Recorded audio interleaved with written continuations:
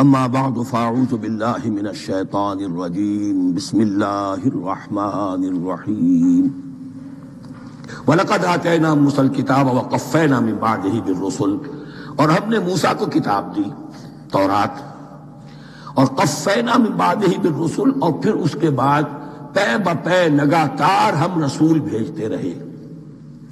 ایک بات نوٹ کر لیجئے گا، لفظ رسول اور لفظ نبی میں کچھ فرق ہے، اس وقت تفصیل میں جانے کا موقع نہیں ہے، لیکن یہ تین جوڑے الفاظ کے ایسے ہیں قرآن مجید کی اصطلاحات کے کہ وہ تینوں مترادف کے طور پر بھی استعمال ہو جاتے ہیں اور علیحدہ علیحدہ اپنا مفہوم بھی رکھتے ہیں۔ اور اس کا ایک اصول یہ علماء نے بنایا ہے کہ اذا اجتمع تفرقا وَإِذَا تَفَرَّقَا اجتمعا۔ ایک ہے ایمان اور اسلام، اب یہ بھی مسلم مومن ایک ہی شے ہے، لیکن یہ کہ ایک شے تو نہیں ہے، کچھ فرق بھی ہے۔ کہیں جہاں ان دونوں الفاظ کو لایا جائے گا بالمقابل تو فرق نظر آ جائے گا، لیکن عام طور پر مسلم کی جگہ مومن، مومن کی جگہ مسلم استعمال ہو جائے گا۔ call the rose by any name it will smell as sweet۔ اس طرح جہاد اور قتال کا معاملہ ہے، دو الفاظ ہیں، مختلف ہیں، مفہوم جدا بھی ہے، لیکن ایک دوسرے کی جگہ آ بھی جائیں گے۔ تیسرے نبی اور رسول، فرق ہے، ہر نبی رسول نہیں ہوتا، ہر رسول نبی ہے، یعنی نبی عام ہے، رسول خاص ہے۔ نبی کو جب کسی خاص قوم کی طرف معین طور پر بھیج دیا جاتا ہے تب وہ رسول ہو جاتا ہے۔ اس سے پہلے اس کی حیثیت ایک ولی اللہ کی ہے، بہت اعلیٰ درجے کا اللہ کا دوست اور ولی جس پر وحی آ رہی ہے۔ عام ولی اللہ میں اور نبی میں فرق یہ ہے، ان پر وحی آتی ہے، ان پر وحی نہیں آتی۔ لیکن اس نبی کو اگر اب آپ بھیج دیں گے کہ جاؤ اذهب الى فرعون، اب وہ رسول ہو گئے، جاؤ اب مدین کی طرف، الی مدین اخاہم شعیبا، اب رسول ہو گئے۔ تو یہ فرق ہے نبی اور رسول کا۔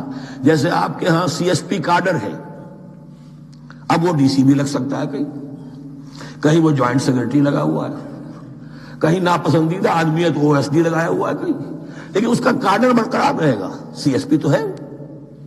اسی اعتبار سے ہر نبی ہر حال میں نبی ہے، لیکن اس کو اضافی کیفیت ملتی ہے رسول کی۔ اور ایک بات یہ نوٹ کر لیجئے، نبیوں کو قتل بھی کیا گیا ہے، رسول قتل نہیں ہو سکتے۔ اللہ کا فیصلہ یہ ہے کہ لَأَغْلِبَنَّ أَنَا وَرُسُلِي، میں اور میرے رسول تو غالب آ کر رہیں گے۔ جب بھی کسی قوم نے کسی رسول کی جان لینے کی کوشش کی ہے، اس قوم کو برباد کر دیا گیا اور رسول اور اس کے ساتھیوں کو بچا لیا گیا۔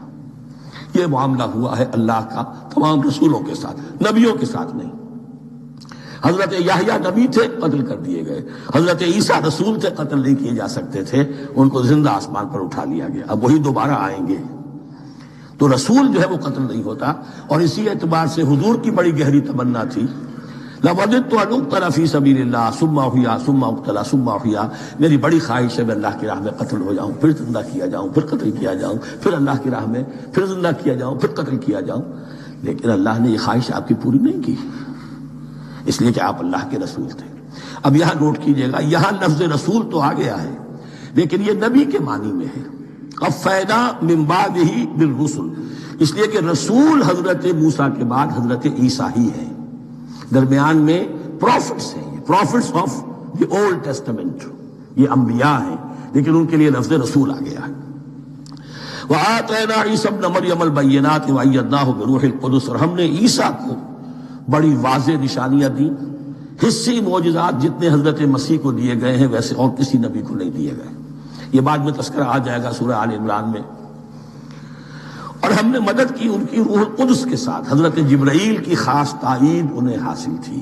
ظاہر بات ہے، میں نے عرض کیا ہے کہ جو معجزہ ہوتا ہے وہ کسی نبی کی اپنی طاقت سے اس کا ظہور نہیں ہوتا، رسول کے کسی طاقت سے، یا کرامت کسی ولی اللہ کے اپنے اختیار میں نہیں ہوتی، یہ اللہ کی طرف سے، اور اس کے لیے ظہور جو ہوتا ہے وہ فرشتوں کے ذریعے سے۔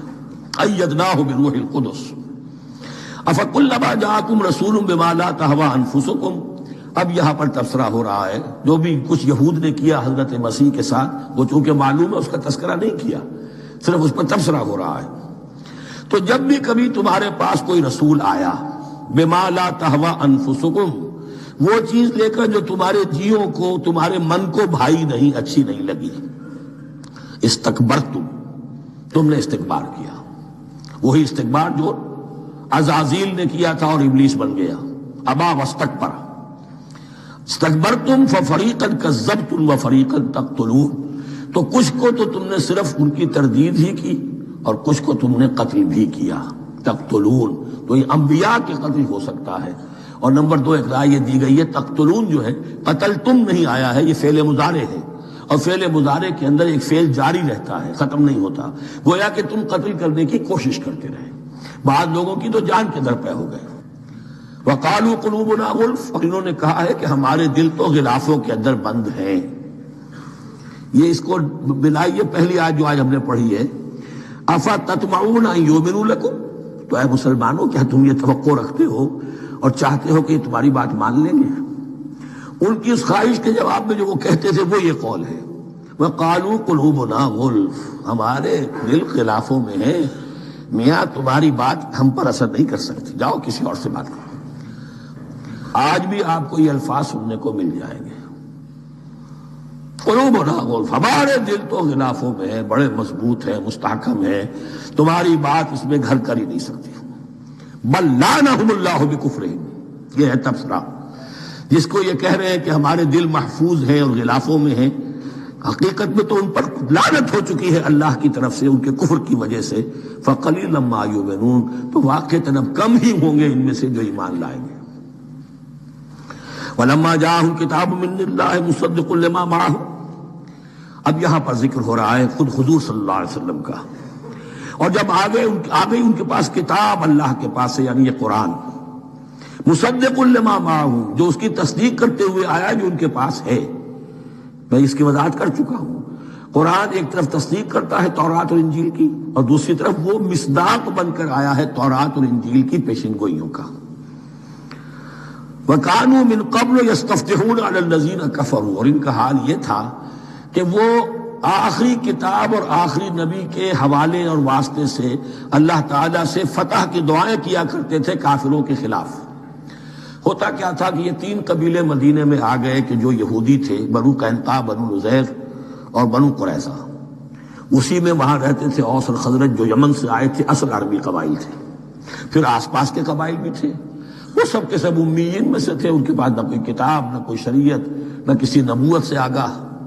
اب ان کے آپس میں جب لڑائیاں ہوتی تھیں اور یہ مار کھاتے تھے، سرمایہ دار تھے، دولت والے تھے، عام طور پر بزدل تھے، لہذا جب بھی کبھی مقابلہ ہوتا تھا مار کھاتے تھے، تو وہاں یہ کہا کرتے تھے کہ ابھی تو تم ہمیں مار لیتے ہو، دبا لیتے ہو، نبی آخری زمان کی آنے کا وقت آ چکا ہے، وہ نئی کتاب لے کر آئیں گے، جب وہ آئیں گے ہم ان کے ساتھ ہو کر جب تم سے جنگ کریں گے تو تم ہمیں شکست نہیں دے سکو گے، ہمیں فتح حاصل ہوگی۔ اور دعا کیا کرتے تھے اللہ اس نبی آخر الزمان کا ظہور جلد ہو تاکہ اس کے واسطے سے اور اس کے ذریعے سے اس کے صدقے ہمیں فتح مل سکے۔ یہ دعائیں تھیں، چونکہ خزرج اور اوس کے لوگوں نے ان کی یہ دعائیں سنی ہوئی تھیں۔ یہی وجہ ہے کہ حج میں سن 11 نبوی کے حج میں یا سن 10 نبوی کے حج میں جب وہاں پر 6 آدمیوں سے حضور نے بات کی جو خزرج کے تھے، سب کے سب انہوں نے کلنکھیوں سے ایک دوسرے کو دیکھا، معلوم ہوتا ہے یہ وہی نبی ہے جن کا ذکر یہ یہودی کرتے ہیں، تو اس سے پہلے کہ وہ ایمان لائے تم ایمان لے آؤ۔ گویا کہ وہ علم بالواسطہ طور پر جو انہیں پہنچا تھا وہ ان کے لیے کتنا بڑا سرمایہ بن گیا، ان کے نجات کا ذریعہ بن گیا، اور وہ علم جو ان کے پاس تھا تعصب کی وجہ سے اور تکبر کی وجہ سے وہ اسی طرح رہ گئے۔ فَذَهَبَ اللَّهُ بِنُورِهِمْ وَتَرَكَهُمْ فِي ظُلُمَاتٍ لَا يُبْصِرُونَ صُمٌّ بُكْمٌ عُمْيٌ فَهُمْ لَا يَرْجِعُونَ۔ وَلَمَّا جَاءَهُمْ كِتَابٌ مِّنْ عِندِ اللَّهِ مُصَدِّقٌ لِّمَا مَعَهُمْ وَكَانُوا مِن قَبْلُ يَسْتَفْتِحُونَ عَلَى الَّذِينَ كَفَرُوا فَلَمَّا جَاءَهُم مَّا عَرَفُوا كَفَرُوا، تو جب ان کے پاس آ گئے وہ چیز جسے انہوں نے پہچان لیا پھر انہوں نے کفر کیا۔ فلعنۃ اللہ علی الکافرین، تو اللہ کی لعنت ہے ایسے کافروں پر۔ بئس ما اشتروا بہ انفسهم ان یکفروا بما انزل اللہ بغیا ان ینزل اللہ من فضلہ علی من یشاء من عبادہ، بہت بری شے ہے جس کے عوض کہ انہوں نے اپنی جانوں کو فروخت کر دیا۔ یعنی دنیا کا حقیر سا نفع، یہاں کی حقیر سی مسندیں، یہاں کا جو بھی چودراہٹیں ہیں، جو بھی ان کی حیثیت ہے، صرف اس کا قربانی دینے کو تیار نہیں، یہی تو سبب ہے، اس کی وجہ سے کفر کر رہے ہیں پہچان کر۔ تو بری ہے وہ شے جس کے لیے انہوں نے اپنے آپ کو بیچ دیا۔ ان یکفروا، کہ وہ کفر کر رہے ہیں اس وجہ سے، بما انزل اللہ بغیا، جو اللہ نے نازل فرمایا ہے، اور کفر کیوں کر رہے ہیں؟ اس زدم زدہ میں ان ينزل اللہ من فضلہ علی من یشاء من عبادہ، کہ اللہ تعالیٰ نے نازل کر دیا ہے اپنے اس فضل میں سے اپنے بندوں میں سے جس پر چاہا۔ وہ اس امید میں تھے کہ وہ اسرائیلی ہی ہوگا۔ جب 1400 برس تک نبوت ہمارے پاس رہی، اب فترت کا زمانہ ہے، 600 برس گزر گئے، اب آخری نبی آنا ہے، ان کو گمان یہ تھا وہ ہم میں سے ہی ہوگا۔ یہاں یہ ہوا کہ یہ رحمت اللہ کی اور یہ فضل جو ہے بنی اسماعیل پر ہو گیا۔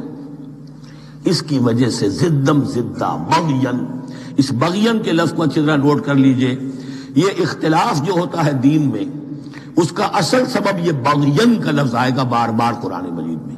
یہ بغین کیا ہے؟ جس سے عہد حاضر کے ایک خاص جو مکتب فکر ہے سائیکالوجی کا، ایڈلر کا، اس میں یہ قرار دیا گیا ہے کہ انسان کے جو موٹیوز ہیں، جو اس کا انسٹنکٹس ہیں، ان میں ایک بہت پاورفل موٹیو جو ہے to dominate, urge to dominate. میں اس کی بات کیوں مانوں؟ یہ کیوں نہ میری مانے؟ یہ ڈومینیشن۔ تو بغین، بغیا کے معنی بھی ہے حد سے بڑھنا، تجاوز کرنا۔ تو وہ اپنی حد سے بڑھ کر دوسروں کے اوپر روب گانٹنے کے لیے یہ سارا انہوں نے کیا، اس وجہ سے کہ بنی اسماعیل کے ایک شخص محمد صلی اللہ علیہ وسلم پر اللہ تعالیٰ نے یہ رحمت نازل فرما دی۔ فباؤوا بغضب علی غضب، تو وہ لوٹے غضب پر غضب لے کر، یعنی تہ بر تہ غضب ہے ان پر اللہ تعالیٰ کا۔ وَلِلْكَافِرِينَ عَذَابٌ مُّهِينٌ، اور ایسے کافروں کے لیے اہانت آمیز، مہین اہانت سے بنا ہے، اہانت آمیز عذاب ہے۔ وَإِذَا قِيلَ لَهُمْ آمِنُوا بِمَا أَنزَلَ اللَّهُ، اور جب ان سے کہا جاتا ایمان لاؤ اس پر جو اللہ نے نازل فرمایا، قَالُوا نُؤْمِنُ بِمَا أُنزِلَ عَلَيْنَا، ہم ایمان رکھتے ہیں اس پر جو ہم پر نازل ہوا۔ وَيَكْفُرُونَ بِمَا وَرَاءَهُ، اور وہ کفر کر رہے ہیں جو اس کے پیچھے ہے۔ انہوں نے انجیل کا کفر کیا، حضرت مسیح کو نہیں مانا۔ انہوں نے محمد کا کفر کیا ہے صلی اللہ علیہ وسلم، اور قرآن کو نہیں مانا۔ وَهُوَ الْحَقُّ مُصَدِّقًا لِمَا مَعَهُمْ، اور وہ کفر کر رہے ہیں حالانکہ وہ حق ہے، سچ ہے، درست ہے، اور تصدیق کرتے ہوئے آیا ہے اس کی جو ان کے پاس ہے۔ قل، اے نبی ان سے کہیے، فَلِمَ تَقْتُلُونَ أَنبِيَاءَ اللَّهِ، یہاں وہ لفظ واضح ہو گیا، تو پھر کیوں تم قتل کرتے رہے ہو اللہ کے نبیوں کو، من قبل، اس سے پہلے۔ ایسے ہی حق پرست ہو، ایسے ہی جو کچھ تم پر نازل کیا گیا اس پر ایمان رکھنے والے ہو، تو تم نے نبیوں کو کیوں قتل کیا؟ تم نے زکریا کو کیوں قتل کیا علیہ الصلوۃ والسلام؟ تم نے یحییٰ کو کیوں قتل کیا علیہ الصلوۃ والسلام؟ تمہارے تو ہاتھ جو ہے نبیوں کے خون سے آلودہ ہے۔ فَلِمَ تَقْتُلُونَ أَنبِيَاءَ اللَّهِ مِن قَبْلِ إِن كُنتُم مُّؤْمِنِينَ، اگر واقعتاً تم ایمان والے ہو۔ وَلَقَدْ جَاءَكُم مُوسَىٰ بِالْبَيِّنَاتِ، تمہارے پاس موسیٰ آئے تھے کھلی تعلیمات لے کر، واضح معجزے لے کر۔ ثُمَّ اتَّخَذْتُمُ الْعِجْلَ مِن بَعْدِهِ، پھر تم نے اس کے بعد اس کی غیر حاضری میں بچڑے کو اپنا معبود بنا لیا۔ وَأَنْتُمْ ظَالِمُونَ، اور تم ظالم ہو۔ وَإِذْ أَخَذْنَا مِيثَاقَكُمْ وَرَفَعْنَا فَوْقَكُمُ الطُّورَ، یاد کرو جب کہ ہم نے تم سے عہد لیا تھا اور تمہارے اوپر کوہ طور کو معلق کر دیا تھا۔ خُذُوا مَا آتَيْنَاكُمْ بِقُوَّةٍ، پکڑو اس کو مضبوطی کے ساتھ جو ہم نے تمہیں دیا ہے۔ وَاسْمَعُوا، اور سنو۔ قَالُوا سَمِعْنَا وَعَصَيْنَا، انہوں نے کہا ہم نے سنا اور نافرمانی کی۔ یہ ان کی ایک اور بیماری تھی، الفاظ کو ذرا سا چکر دے کر ایسے پڑھنا کہ مفہوم جو ہے بالکل بدل جائے۔ کوئی اعتراض کرے تو کہے گا کوئی شخص کہ اپنے کانوں کا جا کے بیل نکلوائیے، میں نے تو اطعنا کہا تھا، آپ کو عصینا سننے میں آ گیا۔ لیکن وہ اپنے لوگ جو ہوتے تھے ان کے منافقوں کے، اور آپس میں جو ہوتے تھے وہی منافق اس وقت حضرت موسیٰ کے ساتھ، کردار تو ایک ہی رہا ہے ہمیشہ سے۔ اس کردار کے لوگ جو ہے یہ حرکتیں کرتے تھے، اور پھر ان سے سرزنش کی جاتی کہ بھائی ہم نے تو کہا تھا سمعنا واطعنا، آپ کے اپنی سماعت میں کوئی خلل ہوگا۔ قالوا سمعنا وعصینا، ہم نے سنا اور ہم نے رد کیا، نافرمانی کی۔ وَأُشْرِبُوا فِي قُلُوبِهِمُ الْعِجْلَ بِكُفْرِهِمْ، اور ان کے اس کفر کی پاداش میں یا کفران نعمت کی سزا کے طور پر ان کے دلوں میں بچھڑے کی محبت اور تقدس جو ہے وہ پلا دیا گیا۔ قُلْ بِئْسَ مَا يَأْمُرُكُمْ بِهِ إِيمَانُكُمْ إِن كُنتُم مُّؤْمِنِينَ، کہیے ان سے بری ہیں یہ باتیں، برا ہے وہ جس کا کہ حکم دے رہا ہے تمہیں تمہارا ایمان کے ساتھ یہ حرکتیں۔ ان کنتم مومنین، اگر تم مومن ہو تو کیا ایمان کے ساتھ یہ حرکتیں ممکن ہوتی ہیں؟ قل ان كانت لكم الدار الآخرة عند الله خالصة من دون الناس فتمنوا الموت ان كنتم صادقین۔ پھر یہ ایک یونیورسل ٹروتھ آ رہا ہے، بہت اہم، اس کو کرتے ہوئے خود انٹروسپیکشن کی ضرورت ہے پڑھتے ہوئے، کیونکہ ان کا یہ خیال تھا نحن ابناء اللہ واحباؤہ، ہم تو اللہ کے بڑے چہیتے ہیں، بڑے لاڈلے ہیں، اولیاء ہیں، ہم پسندیدہ لوگ ہیں، we are the chosen people of the Lord, یہ ان کا کہنا جو ہے یہ تو ان کی بڑی کھلی بات ہے، اور ان کا کہنا ہے کہ آخرت کا گھر تو ہمارے لیے ہے ہی ہے، اٹھا لو۔ اب دیکھیے لٹمس ٹیسٹ ان کے سامنے رکھا جا رہا ہے، لیکن یہ لٹمس ٹیسٹ میرے اور آپ کے لیے بھی ہے۔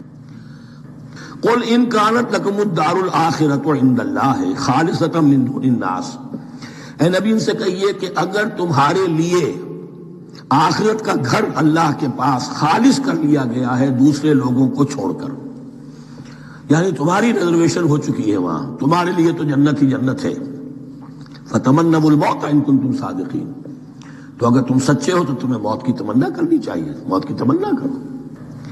اگر اتنا ہی یقین ہے جنت میں داخل ہونے کا تو دنیا میں رہنا تم پر گراں ہونا چاہیے۔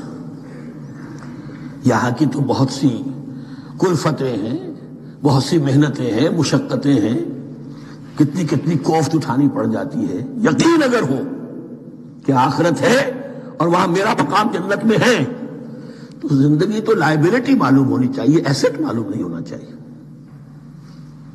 پھر تو دنیا سجن نظر آنی چاہیے، جیسا کہ حدیث میں فرمایا گیا الدنیا سجن المومن و جنت الکافر، یعنی کم سے کم یہ کہ دنیا میں زیادہ رہنے کی آرزو تو نہ ہو،